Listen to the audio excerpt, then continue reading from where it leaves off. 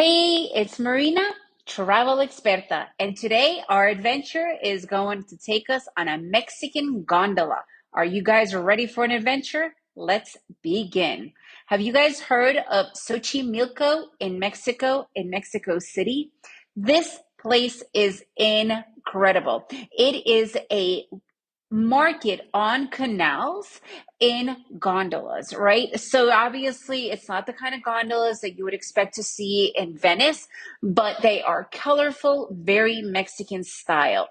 The word Xochimilco itself literally means where the flowers grow. So many, many years ago, over a century, as a matter of fact, this entire place, which is around 45 minutes by car or an hour and a half by public transportation outside of the center of Mexico City itself, it's this area which is now this amazing, thriving, bustling market. It used to be a place where the flowers grew. This was a place where they used to cultivate and grow flowers. Today, you could probably still find some flower areas, but overall, it is now this market. So what's amazing, first of all, as you start to pull up, it is definitely a touristic spot, but you'd be surprised the amount of Mexicans that go there to enjoy this. I guess it's a cultural thing because there's mariachi, there's Mexican food everywhere you go there. This is what you will experience.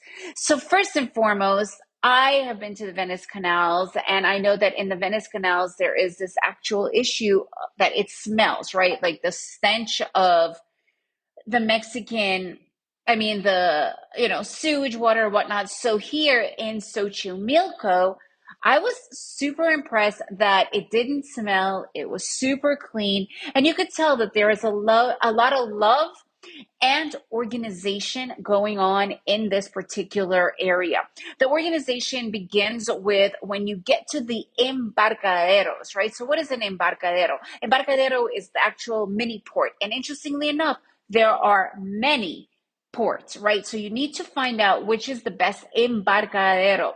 The one that we went to was called Nueva Nativitas. So Nueva Nativitas is pretty much, I would say, the most popular spot. However, as you are driving there, you are going to be stopped as you're waiting in on traffic lights by people on motorcycles saying, "Oh, that place is closed. And they're all sold out. You got to go with me." They are scammers. Do not go with them. Just get to that embarcadero that you are going to, because the actual organization happens in these places because they are corporativas or cooperatives, right? That means that all the owners get together and they have a really good system that every single person gets their turn. And the owners own different, they own, different between 1 to 10 boats or whatever, it doesn't matter. And they all have these people working together, part of this cooperative. So every person who works there actually gets the money. The person that helps you find the boat, the one that arranges it, and the captain of the boat. I mean, it's the captain, pushing a wooden stick. But regardless, that is where the structure and organization really works from. So make sure that you follow that place. You're not going to get scammed in that respect. And that was something that was really interesting to see.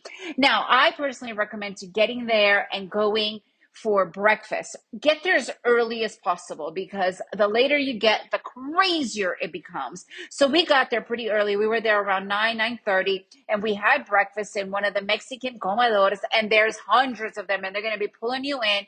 So, and they all pretty much sell the exact same thing. So you're just going to have to decide which one works for you.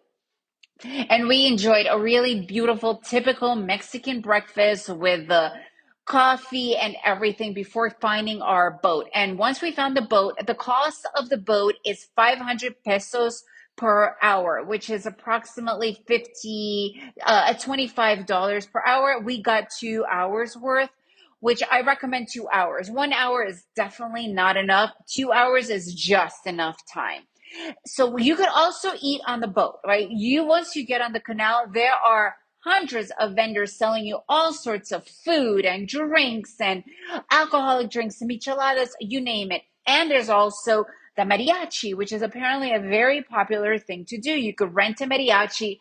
I think it's like $15 for one song. It might sound a little bit expensive, but there's like 10 people that are part of this. So they're barely making any money at all. So honestly, it's not that expensive. And it's just an experience. Overall, it is just a crazy, great experience. And if you have half a day, because that's all you really need to go and do this journey when you are in Mexico City, I really recommend it. It is definitely one of the coolest things. And my husband, who does not like touristy things, had a blast, right? So it goes to show that even though it is touristy, it still could be super fun, super colorful, and just a great way to spend a morning. Okay, so take my advice, go in the morning. And if you guys want more adventure ideas, go to my travel site, my travelexperta.com, travel expert with an a.com. I have a ton of free ideas for you to go and choose from. And if you enjoyed this episode, please leave me a review and share it with your friend.